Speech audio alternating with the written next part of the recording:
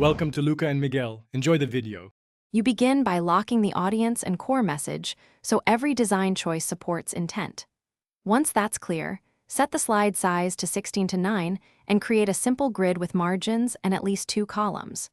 Choose 2 complementary typefaces and establish sizes for headings, subheads, and body text so typography behaves predictably. These prerequisites let you start producing slides immediately. Make sure to save a template and a master slide so every new slide follows the rules you just defined. You now construct the visual system that scales across the deck. First, pick a coherent palette with a primary color, one accent, neutrals, and a high contrast color for emphasis. Then define image and icon treatments, either full bleed photos with overlay or flat illustrations, and apply one consistent filter. Build reusable components like headers, footers, data cards, and a clear call to action block so you don't redesign each slide.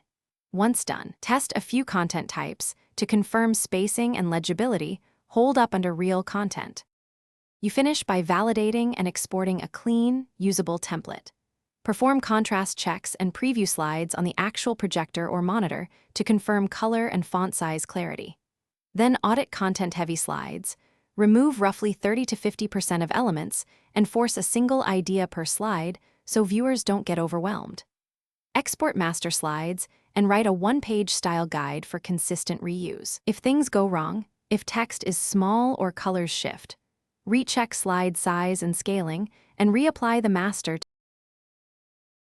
Thanks for watching and please subscribe. It's the best investment you'll ever make.